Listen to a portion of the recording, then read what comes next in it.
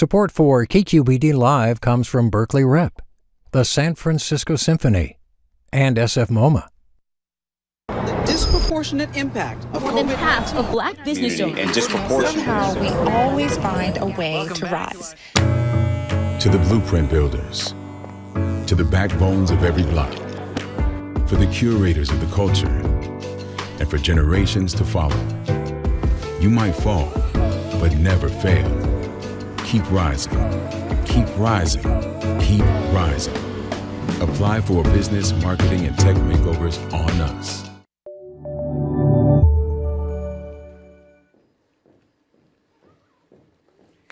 Hi, everybody. Welcome.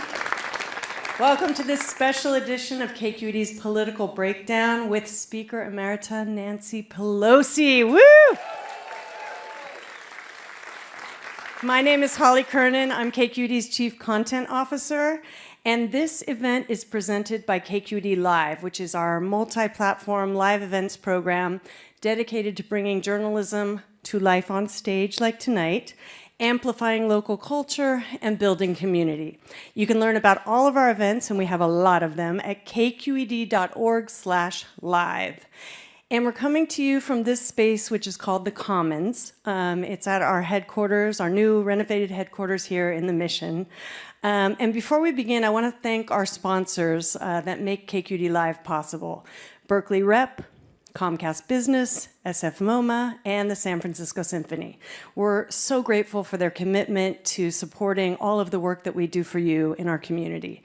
And if you're not already a member, you can consider supporting the full scope of KQED's community service by going to kqed.org/donate. And now, it is my great pleasure to welcome the co-hosts of Political Breakdown. Please join me in just a moment in welcoming KQED's political correspondent, Marisa Lagos, and KQED's senior politics and government editor, Mr. Scott Shafer. Thank you. Oh my God, have so much fun. Thank you, Holly.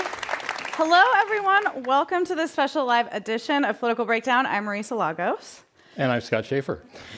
When we scheduled this evening several months ago, we had no idea all the news that would be happening this week. But we're really glad that the Speaker Emerita is here to talk with us about all that. But there's so much going on that originally, as you know, this was going to be tomorrow night, and we had to move it to tonight so that she could go back to D.C. to participate in the election of a new speaker. Maybe. Perhaps, yeah, perhaps. But we're glad she's here. We're going to talk with her about all that stuff. And, you know, at the time when we scheduled this, we didn't know if she'd be running for re-election. The last 10 days have been historic and packed with news, and we are delighted to have her here tonight to talk about all of it with us. Please welcome Speaker Emerita Nancy Pelosi.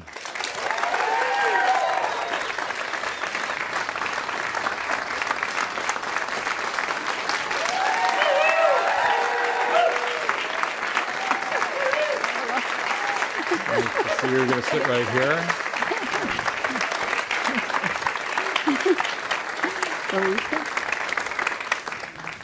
All right. Well, what are we going to talk about tonight? So, what has changed? We know that you and Mayor Breed, yesterday, I believe, were Yes. at a rally in support of Israel. Obviously, there's a terrible war that's underway right now. Hundreds have died on both sides. And we're wondering, first of all, just since this is at the top of the news, what do you see as the most short-term implications of all this? Well, thank you. It's wonderful to be with you. Thank you all for being here with the change of date. That's always, well, that's the life I lead. When we accepted the invitation, so honored to be with all of you. Whenever that was, 2 weeks ago or something? Longer? Months. We can't remember. Months. The staff, Okay, well, just in the last 10 days, we lost our dear Diane, the invasion of Israel, so horrible, and of course, the confusion on the other side of the aisle. This, yesterday, we were at a temple. It was a big outpouring of support for Israel. Also, I was able to say that Mike Pappas was there, head of the Interfaith Council, and he said that that Christians, Catholics, everyone, every religion was mourning for the Israelis and sending their support. This is something so tragic. You know, there are many injustices in the world, one thing and another, but there is no excuse for the barbaric violence that we saw happen in Israel. I had a friend whose niece was killed, her husband was killed, and their infant baby were killed. Their little children, other little children they had hid in a closet, and they were later rescued. But what the barbaric nature of that, some people say it's unforgivable. I don't like to think that anything is unforgivable, but it's very close to unforgivable that would happen. So when you say, where do we go from here? We always have to see everything as an opportunity to see how we can bring people together. This is really hard. And we're hard because we'll see what happens in the violence that appears to be continuing. When you say it's hard, what do you mean? Well, when human life is taken in a way, again, there are countries that are at war. I feel the same way about Putin in Ukraine, just kidnapping children, killing and raping women. I don't know if the rape is happening in Israel, but that's what's happening in Ukraine. There's that's using violence against civilians as a weapon of war. Don't be a coward. You want to go for war, fight militarily. That's not something we love, but don't take it out on the children, the moms, the families. Here they kidnapped, you can see them kidnapping little children, 80-year-old grandmoms, all the rest. So it's very hard to overcome that kind of loss in your family, in your community, and in your country. But let us pray that some good can come of it. They were observing the 50th anniversary of the Yom Kippur War, and people said that some good things, that was not a good thing, a war, but actually there was a path to some better situation following that. Maybe something will come here, but it's very hard to see, and it will take a while, I think. Do you think, we've seen President Biden call this Israeli government the most extreme ever. President Netanyahu, Prime Minister Netanyahu has been, working on dismantling the court and I think, isolating the settlements, the Gaza Strip. Does all of that complicate the way that you and others in Washington can respond to this? No, I'm not a big fan of the current government of Israel, and all that you say is of concern, but none of it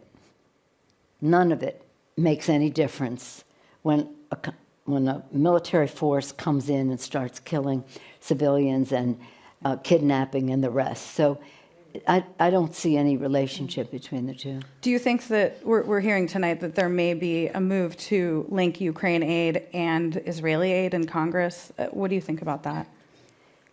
Well, I think that we have to do both, so I'm okay with linking it, but we don't really even have a functioning House of Representatives, and hopefully when we do, that will be facilitated.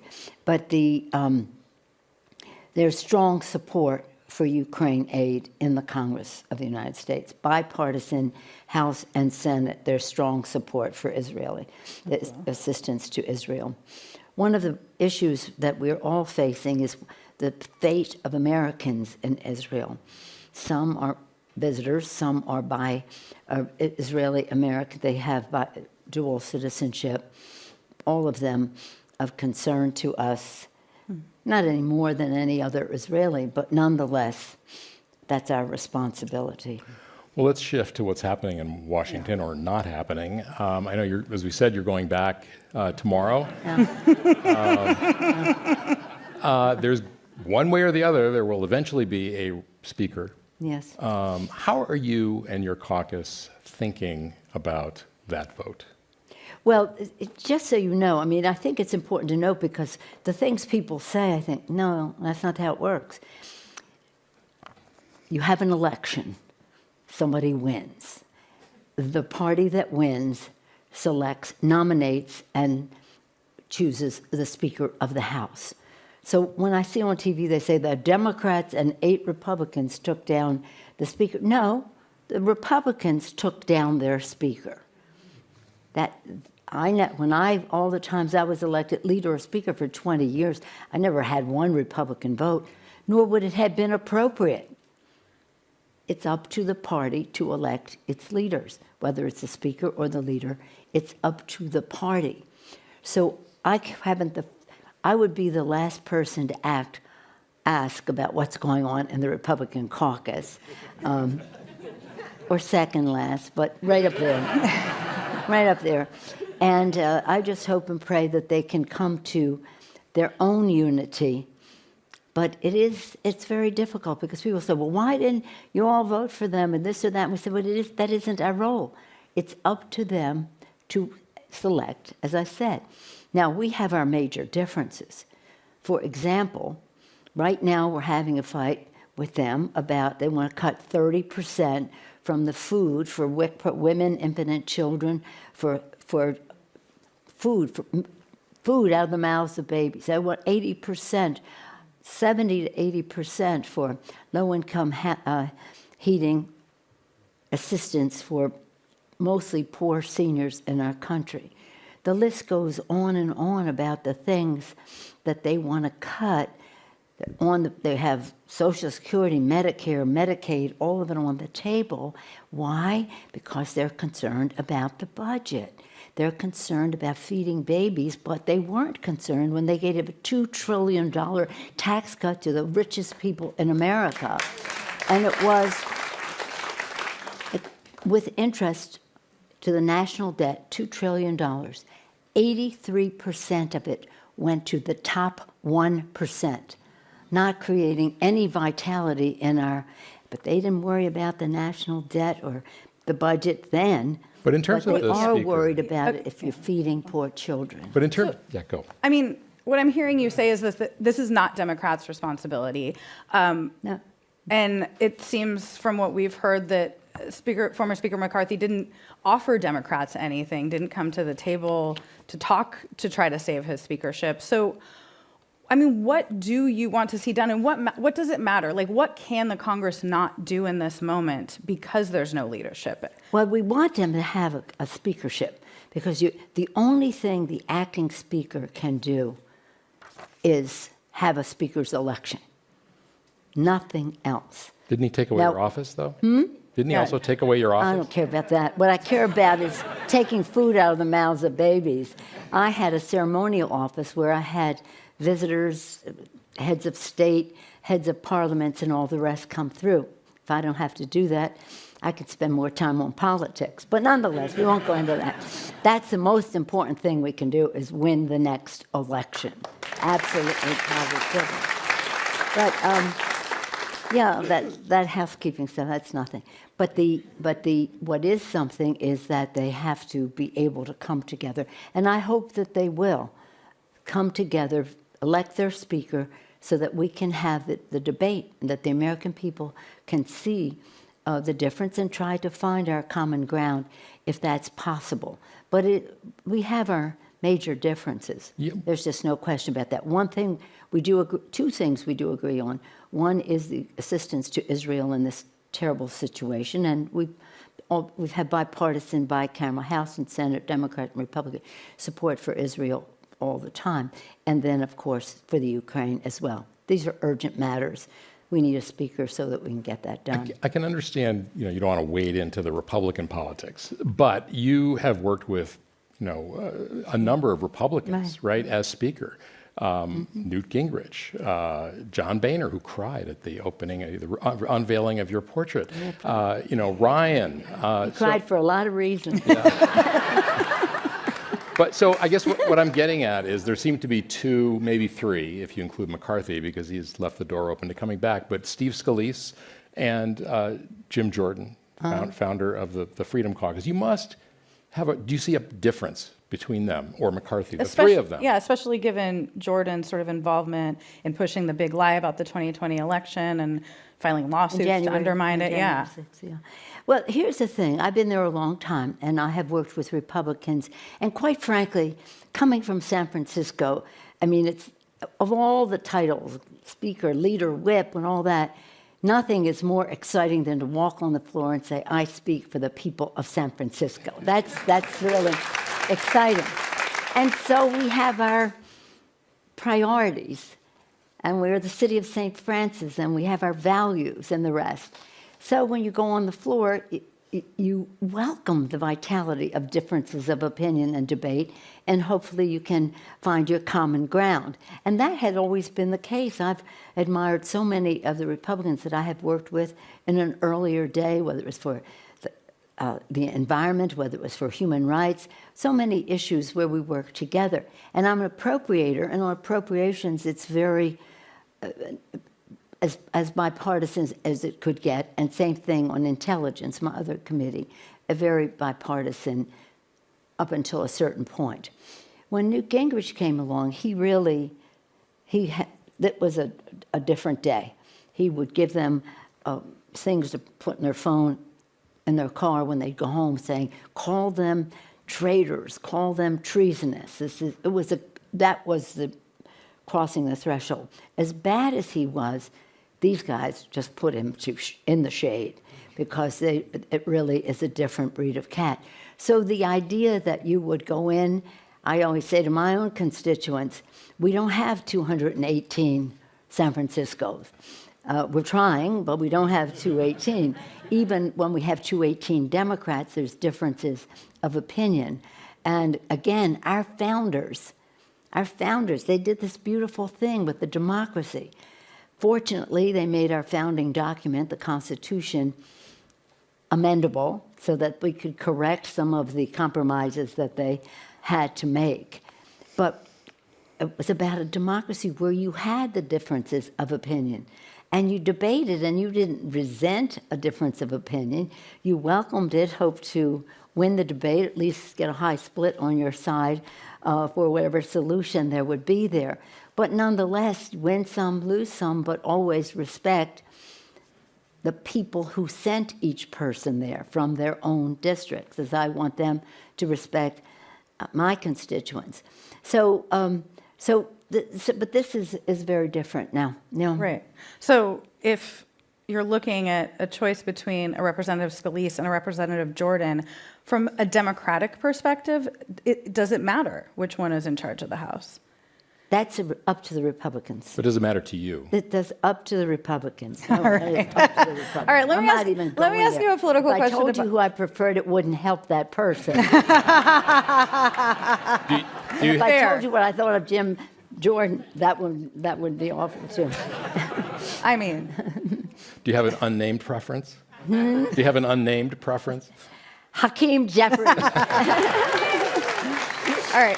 I'm determined he's going to be Speaker as soon as possible. Yeah. Let me ask about this impact on Democratic politics. Do you think the chaos happening right now, McCarthy's ousting, the infighting among Republicans, will help Democrats pick up seats, particularly all those purple districts in California that you guys are targeting? Well, in California, thanks to all of you, in California, when I first started to say, people said to me, you should run for leadership, and I didn't have any intention. But actually, I didn't even intend to run for Congress, but people said, you have to run, you have to run. Same thing for leadership. We had 26 Democrats and 26 Republicans. And I said, I was former chair of the party. I know how to do this. You just give me California. And that night, 2000, we went from 26-26 to 31-21. Picked up 10 seats in California. And then we grew and we grew, and that was really largely how Democrats took back the House of Representatives. Thank you, California. But we also won in other parts of the country as well. We're not about, oh, they're terrible. It's about what we present to the American people. This is about a vision. Why? Why are we there? We're there for a better, this president has been great. Joe Biden has been so visionary in how we advance an economy that is from the bottom up and the middle up in, not from the trickle down, 83% going to the top 1%. In all of our legislation, whether it was a recovery, the rescue package, whether it was a bipartisan infrastructure bill, we had 13 Republican votes, but it wasn't bipartisan. The CHIPS Act, whether it's the PACT Act for our veterans, whether it was the IRA, the biggest investment in protecting our environment, saving our planet in the history, not only of our country, but of any country. All of it, though, he had with a system of equity, justice, inclusion, so that many more people could have access to the education, to the training, to the apprenticeships, to the decision-making as to what infrastructure they would like to see in their communities. And their percentages, he had a big percentage that should go to completely neighborhood-oriented, community-oriented decision-making in that.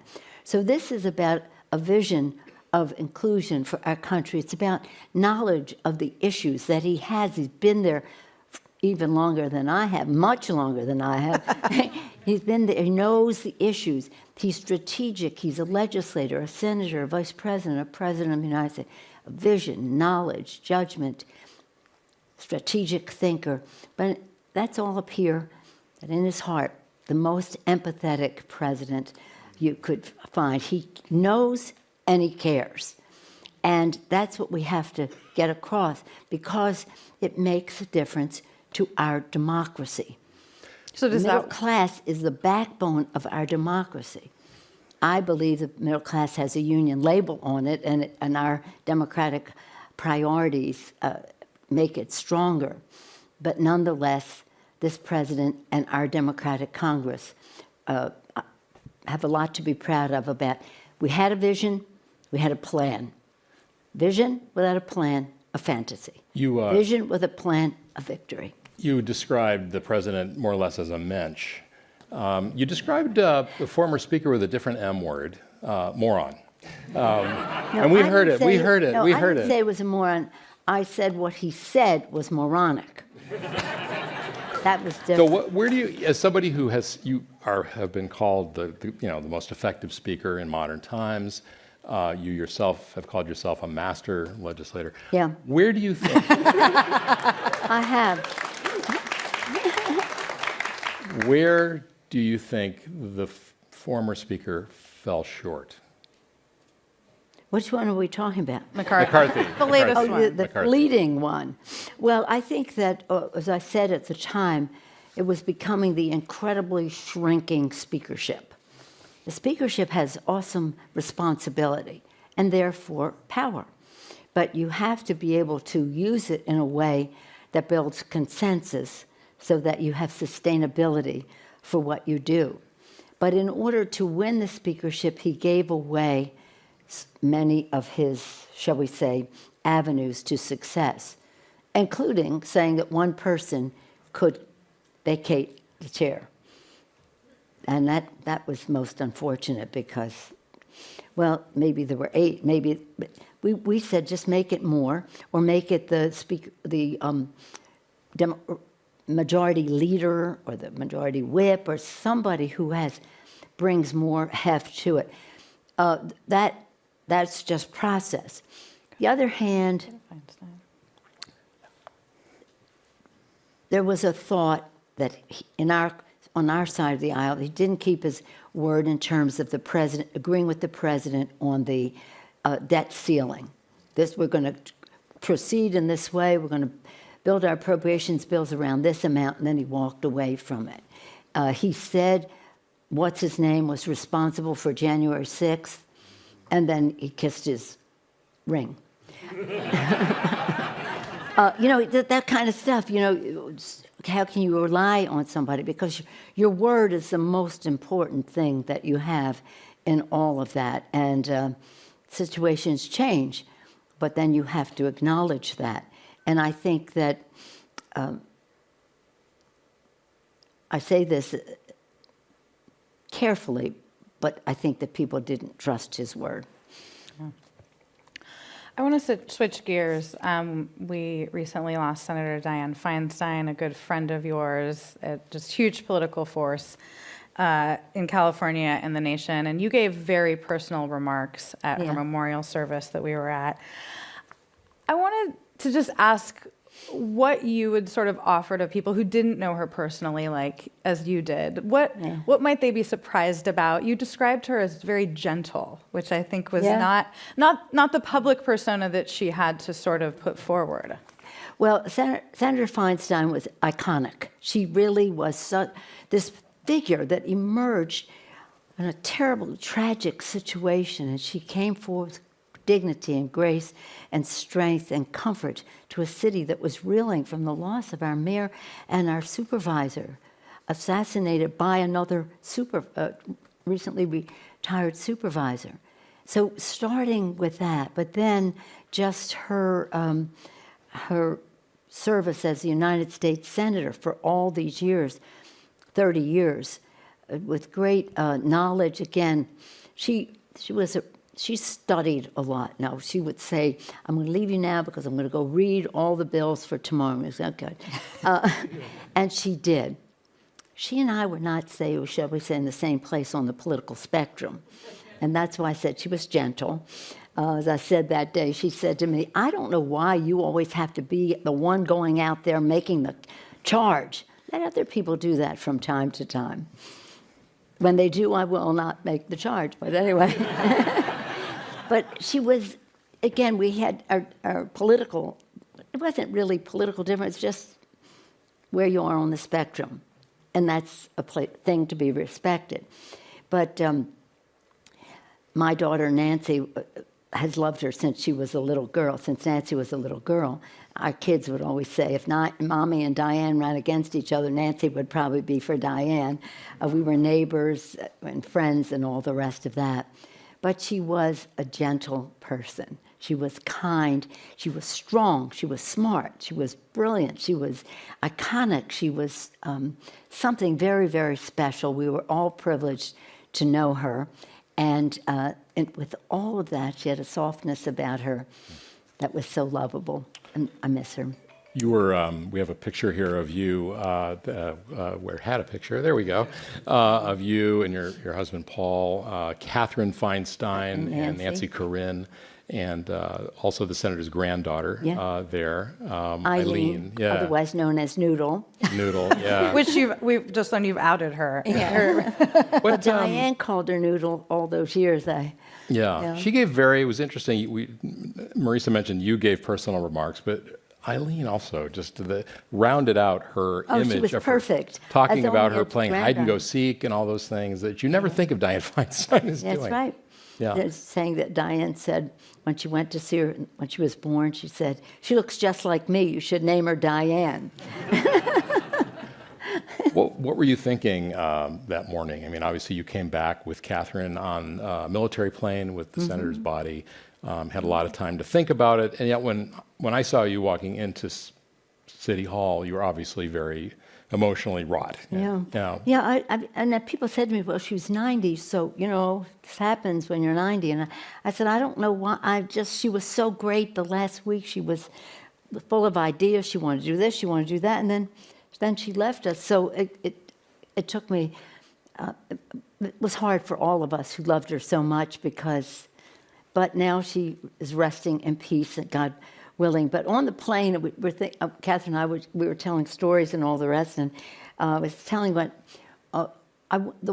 of her later public appearances. She and I went together to Convent of the Sacred Heart for a funeral for Mother Mardell, who had been the principal when Diane was there in school. Now, a long time ago, right? And she loved Mother Mardell. Well, then they changed their names to Sister Mardell.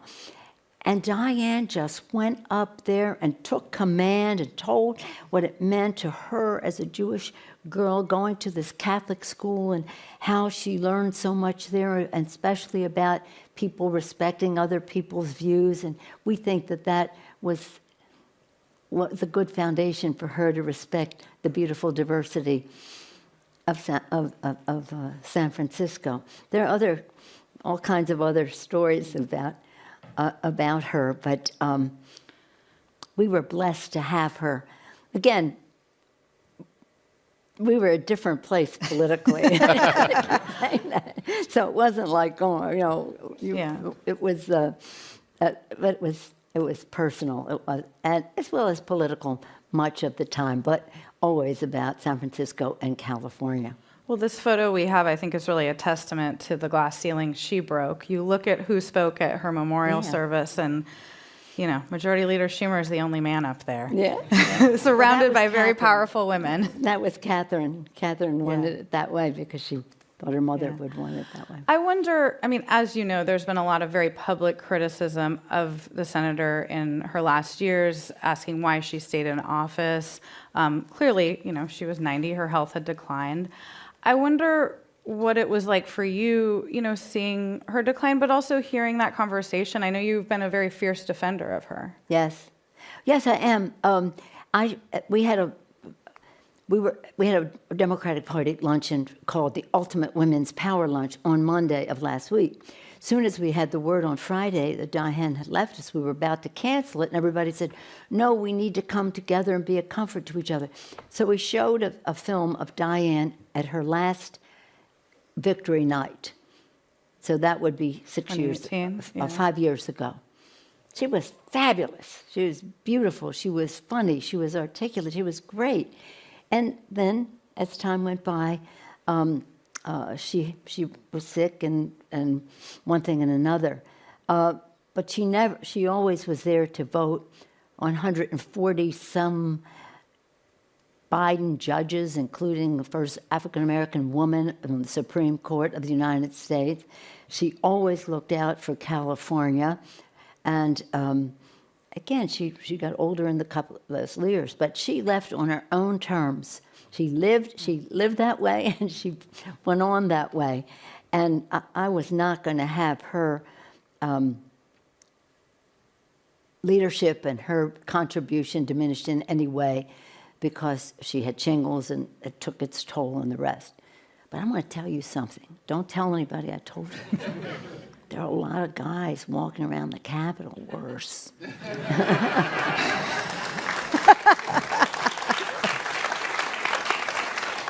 There have been, no names, have been. And that's why I was like, wait a minute, what is this? Why are we making a fuss about Diane when you've never made a fuss about so many other people when they got older? And again, it's not as if she was in her first year of a 6-year term. She was toward the end, so let's have her go forward. But she did it with dignity, and she was present for those votes for the judges, which was the important thing. And I'm so proud of her. Yeah. I want to ask a question about your reelection, but we saw in the earlier photo your husband, Paul, was there with you. How's he doing? Thank you for asking. He's coming along. Whatever it is, don't let anybody hit you over the head. The head is a very... yesterday I was at the 49er game, and this young man was sitting next to me, and I was asking him how he was and something. I knew his grandmother and all that. And he said, I had a terrible ski accident, and I hit my head, and it was 6 years ago, and I still have consequences. Yeah. So Paul is making rapid progress, probably about 80% back, and he's doing what he needs to do in terms of therapy and the rest.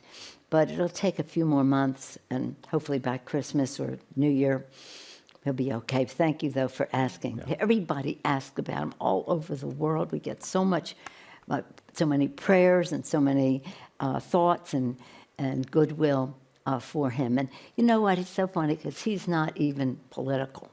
He's not even political. And that person came looking for me, and Paul paid the price. It's such a sweet person. But Christina and Nancy Corinne are here.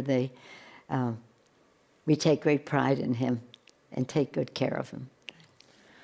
You know, it strikes me when you're talking, I can't remember, was it there's a quote about, what the most important decision a woman can make is who they marry. And it seems like he has been inordinately supportive of your career, including, I hear he does your shopping for you. Is that correct? No, he doesn't. He pays the bill. No, somebody's complimenting me. So I said, my husband got that for my birthday, and then it went all over. He bought Okay. Well, see, now we cleared that that up. much money. He did. I was happy to get it. All right. Well, we cleared that up. You said No. And I don't shop for him. I'm not a shopper, so that's why any gifts from my dear husband. your are family and your staff are laughing. Now we want to know who does the shopping. When this horrible incident happened, you were asked on CNN, I think it was, like, is this going to affect your decision to run for re-election? You said, yes, it definitely will. And I think our initial take was, oh, she's not going to run. And obviously you're running. And I'm wondering, did it have that impact on you? I was saying, I'm not going to let this guy determine whether or not I run for re-election. Well, a lot of it would depend on how well Paul was improving, that's for sure. But here's the thing. For more than 35 years I've been in Congress, but 20 of those years, I was Speaker or leader. 8 years Speaker, which meant that everything that was happening in the Capitol and the House of Representatives, I had major responsibility for, and as leader in the Democratic Party.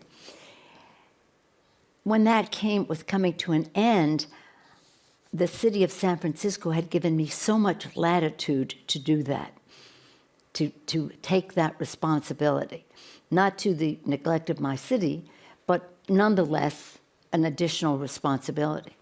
In my service in Congress, I visited 87 countries. Sometimes once, sometimes 5 times, sometimes closer to double digit if it were a theater of war like Afghanistan or Iraq. But for me, when I saw that San Francisco had certain needs right now and what I could do about that in the Congress, I thought, they've given me all this latitude. I'm not walking away when the glory days in terms of speakership are over. I'm here, as I always have been, for the people of San Francisco. So it was more about San Francisco. It was also about the fact that our democracy is at stake. And that, to me, was what we do. We take the oath to protect and defend the Constitution of the United States, which is at risk in what we see among some people. You can go. One of them, you know what I mean. So here's the thing. I'm from Baltimore originally. I've lived in San Francisco over 50 years. Paul's a native San Franciscan. But the national anthem was composed in Baltimore, the War of 1812. And so I've always loved it. And you know, at the game, I was noticing yesterday at the ball game, when you get toward the end, land of the free, home of the brave, everybody cheers. But I cheer sooner than that. I cheer when it says, proof through the night that our flag was still there. To me, that is what we're about and what we are doing if we honor our oath to protect and defend the Constitution, to prove that the flag is still there as we pledge with liberty and justice for all. That, in my view, is at risk. And that was part of it was about San Francisco, and it was about our democracy and what it means to individuals in terms of their freedom, what it means to our country, and what it means to the world that America's democracy is the strong model to the world of democracy. So that's why I ran. They like you here. I do have to ask, though, we just talked about, Diane Feinstein and questions about her age. You were 83. You clearly have more energy than probably most people in this room. But I wonder what you say to people that think it's time for a new generation of leaders. Well, I have promoted generations of leaders. Actually, since I took leadership positions, we've more than doubled the size of people in the leadership so that we could listen to the leaders and say, what kind of new leadership positions should there be in order to represent the caucus in a very strong way. And I have, from a standpoint of politics, do we talk politics around here? Elected many, many, many members of Congress of another 2 generations, in some cases, away. So I'm doing my share of, but I think you have to have some mixture at the table. I feel very knowledgeable. I have this really good memory. You may like that or you may not. What do you think, kids? So I know a lot. I mean, I have to say of myself, I know a lot. When we did the Affordable Care Act, I thought, it's a good thing that I was on the Appropriations Committee as long as I was, because I knew what we could do and the rest. So I think there's a lot to be said for you want to be smart. I mean, there are many brilliant people, but are they knowledgeable? Do they know what this is? So I know a lot. I'm strategic in terms of masterful as a legislator, but of course now I defer that to a new generation of leadership, and I'm very proud of them. And I feel good about it all. I eat a lot of chocolate, so I don't ever feel tired or anything like that. You or old. You said that one of the reasons you want to run is, I think, the democracy is at peril, and I think you would like to see the Democrats regain control of the House. And I'm guessing also that you'd like to prevent you-know-who from becoming president again, Donald Trump. Will you commit? There will be an election, your election, and a lot of those questions will be settled when you're up for re-election. Will you commit to serving 2 full years? What do you mean, 2 full years? Like another full term. Another full term in the House. Yeah, that's what my plan is to do, of course. But let me just talk about, you mentioned his name. I never use the name because to me it's a dirty word. But says she graciously and diplomatically and all. Terrible. That cannot happen for our country. It cannot happen. If you had no other reason, just the way he talked about how he treated and regarded women, who could vote for him? That's just one thing.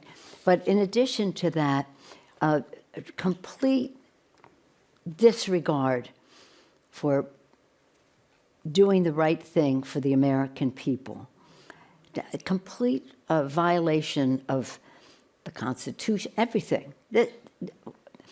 I don't like to be a fearmonger, but the fact is, we have to win the election. He cannot be.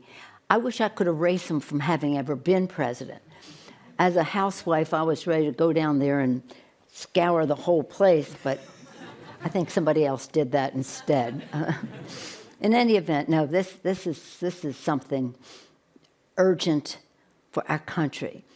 But let's forget about him. Let's talk about the people who, God bless them, it's up to them to be for whomever they want. But if they're afraid, if they have concerns about their own future because they're afraid of innovation, they're afraid of globalization, they're afraid of immigration, they're afraid of LGBTQ or women having more of a role or just the beautiful diversity of America, just threatening how they see their future, we have to respect the concern that they have and have an economy that works for them. Not in terms of, oh, you don't have a college education. No, they're jobs that are there for every level. And to do so in a way, as the president has done in his legislation, to make sure that everybody sees his or her own success in how we build an economy. So it's not with disdain for people who are for him, but respect. You know, they talk about speaking truth to power. I think we've got to speak truth to the powerless and say to them, you too can have power, but see what the opportunity is and don't be sold a bill of goods by, what's his name? Before we move on, I do want to ask, it's thought that your daughter, Christine Pelosi, who's here, might want to run for your seat in the future. What would you want her to do that? What would We've you never think of had that conversation. Shall we have it here? Sure. I'm Yeah, we'd love to. So you're telling me that there's somebody who wants my job? I mean, but you know, public service is a huge sacrifice, and yeah, I'm just curious. It is, and that's why I respect my colleagues on the other side. Have respected my colleagues on the other side of the aisle, and the people who send them to the Congress. Public service is service, and it is a blessing if you have the privilege to be engaged in it. And I always say to people, because I get asked all the time, but young women want to be involved, and I say, here's what I say to them. I say, know your why. Know why you want to do this. Is it about children? For me, my why was about children. 1 in 5 children in America went to sleep hungry at night. 1 in 5 children in America lived in poverty and went to sleep hungry. That's got me out of the kitchen to the Congress. Housewife, House Speaker. The children, for the children. And that's your why. So know what you're talking about. Get the job. Figure out how you can strategically attract people to your point of view. Care, show what's in your heart.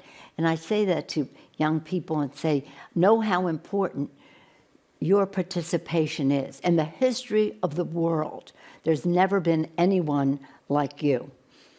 So know your power, know the difference that you can make, and know your why, because this is hard. It comes at you tough. You know, I don't care, but nonetheless, other people do. They don't all, you know. So you get in a ring. You know, the beautiful Republican president, Teddy Roosevelt, he talked about being in the arena and how you're not a spectator anymore, you're a fighter. So I say to them, you're in the arena. Know your power, know your why, and know that you're going to have to take a punch. And sometimes you're going to have to throw a punch for the children. For the children. So my favorite line of this is Sister Joyce down in Los Angeles. I just saw her the other day. She sent me this thing. It was a bishop in Africa nailed this to the wall in a hospital. And it said, one day, when I die and I happily go to meet my Maker, our Creator, He will say to me, show me your wounds. And if I have no wounds, He will say, was nothing worth fighting for. I'm proud of my wounds. So after Senator Feinstein passed away, the governor had to make an appointment. And he had said a couple of years ago he would appoint a black woman. Kamala Harris left. There were no black women. And there were a lot of questions, pressure, appoint Barbara Lee. She's earned it, so on and so forth. You've endorsed Adam Schiff for the Senate race. Yeah. So LaFonza Butler, A, what do you think of her? And 2, should she run? That's up to her. She's wonderful. Do you know her? I know her, Yeah. yes. I actually was just with her. Emily's List had honored me, and the president found out I was being honored, and he came over from the White House to be there for it. And LaFonza was making her speech, which was beautiful. And no, she's terrific. People run. I've never told anybody ever not to run. So that's up to her. It's a big job. 40 million people. Well, our founders couldn't possibly imagine that one state would have under 1 million and have 2 senators. Another state would have 40 million people and have 2 senators. So it's a big thing, and she's up to the task. She's talented and values-based and knowledgeable and respected and the rest. So she'll do a great job, and if she decides to run, she'll decide to run. I have to ask, and I know you're very close to Representative And I'm Schiff. for Adam because this 40 million people needs the strongest possible senator there, knows the legislation so well, and again, about our national security. That's really an important part of the job as well. I mean, he is, though, a man. You've been a huge champion for women in politics. I'm curious, does that ever give you pause to think, he's running against at least 2 women at this point, potentially another Democratic woman. does that ever give you any pause? I was for him when I met him. He was one of the people that was elected. Remember when I said 26-26, 31-21? Well, Adam Schiff was one of those. He has been a remarkable member of the House of Representatives. He became the chair of the Intelligence Committee. He made us all proud on the investigation of the first impeachment. And I think he's the best person for the job. The others are wonderful. They're wonderful. We have 3 good choices. Maybe we have 4 good choices. I'm for Adam Schiff. There was a lot of reporting that among the things that the governor had to consider was you. Oh, no. That you, Why would I want to be a senator? I've been Speaker of the House. Did you have any conversations with the governor about the appointment? No. None. Not one? No. Maybe jokingly I may have said, no, I don't even think joking. I don't think we ever had a conversation about it. But I'm very proud of the governor.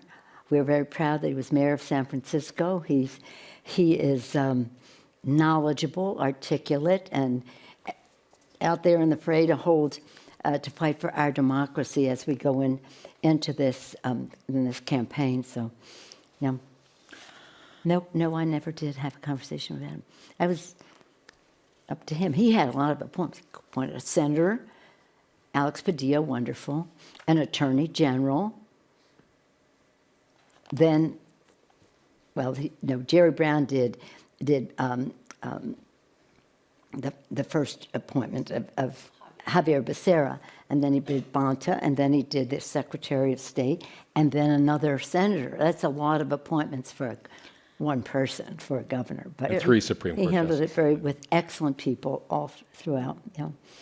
You speak in very glowing terms of President Biden, and obviously it will be alongside him campaigning next year for the Democrats. I'm just curious, you talked about the economy being so important.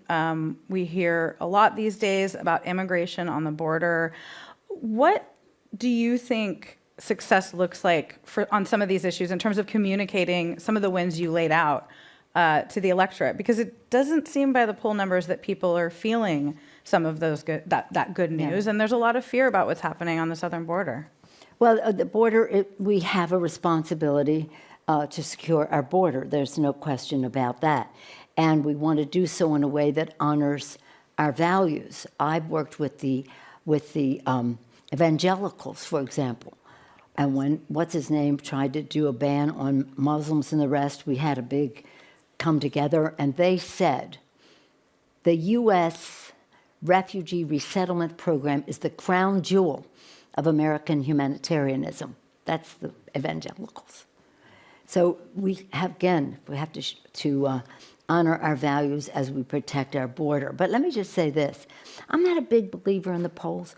In the last election, say around now, did you ever hear that we're going to lose 30 or 40 seats, or it was going to be a red wave?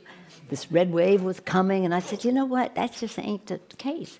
Because we had our elections. We knew, we said to people in the district, one district at a time, your person voted against democracy, voted against gun violence protection, voted against saving the environment, voted against a woman's right to choose, and they all lost. We won every seat except New York. We lost 5 seats in New York. We'll win those in the next election. But the poll said we were going to lose 30 to 40. We lost 5. So that's and it's a year out. So as far as that's concerned, I think that we have to improve we have to give people the message the way they receive it and when they're ready to receive it. And I feel very confident that the president will succeed. I didn't tell you this. Remember I told you about food out of their mouths and heating oil for seniors and all that? Would you believe that the Republicans want to take almost 80% of the funding for Title I, education for the poorest children in America? They want to take almost all of it away. Why I say that is because education is part of our democracy. An informed electorate is the crown jewel of a democracy. And they want to, if you live in the suburbs and you have high tax area where kids can go to school and have a wonderful education. God bless them for that. But why would you take home 80% of the money from the poorest kids in America? It's wrong, but it's also undemocratic. So when we, again, go out there and make the case where people are ready to receive it, who give a damn about justice and fairness and liberty and justice for all, what good is it to say to a country, if you're poor, we don't want you to even have an education? Because you know what? You're depriving America of some of the best talent, some of the freshest thinking that you don't even know about. Not to even mention them reaching their self-fulfillment, but for America, making America strong. So when you see how we are, in the fight, throwing the punch, as Diane said, why do you have to be the one always making the charge? It's because of the oath we take to protect and defend the Constitution, the pledge we take for liberty and justice for all, that the flag is still there. And that's what you will see. And that's why we do this. That's why we do this, and that is what is at stake in this election. The children. You've mentioned San Francisco a number of times. Obviously, you care deeply about your city. And San Francisco's had its moment in the barrel. We're constantly being attacked by Fox News. There are serious problems on the streets with fentanyl, homelessness, public safety, car break-ins. Homelessness is at the root of a lot of that. And I'm wondering, we talk about the city, what can the city do? What can the state do? But why isn't the federal government doing more? Do you feel like, it's under Republican and Democratic presidents, it seems like, for example, HUD funding has been going down? Well, let me just say that I don't agree to how you describe San Francisco. That's how the New York Times might describe San Francisco. And yes, we have fentanyl on the street. Homelessness has been largely addressed, except if you're talking about encampments, drug use, and fentanyl, and the rest of that. And the federal government has done a lot of things under President Obama and under President Biden to recognize the beautiful diversity of communities like ours in terms of how the laws are written to provide as much affordable housing. We got low-income, affordable housing, and then market rate. The most for low-income and affordable housing. So a lot of what's on the street now is not necessarily about homelessness as it is related to drug use. And that's one of the things I'm working very hard on. And I think the city has done a good job. The mayor's done a good job in getting people off the street. But if they don't want to leave, then we just have to address the fentanyl issue. See this thing here? This, just the base, not the flower. Well, just the flowers, not the base. Less than that of fentanyl would kill the whole city of San Francisco. This chair, 25% of the people on the earth, fentanyl. It's so deadly. And yet, chemicals from China, processed in Mexico, brought into the United States, some of it sold in San Francisco. So I've called on the federal government to do a, what is called an initiative where there is violence and drug use. They can come in and help get that off the street. And that's what they are working on, and we'll be making some announcements about that. But it's a decision, and the community has to recognize that there has to be more law enforcement. We want everybody's rights protected and the rest, but there has to be more law enforcement because this is deadly. And the people selling it don't care.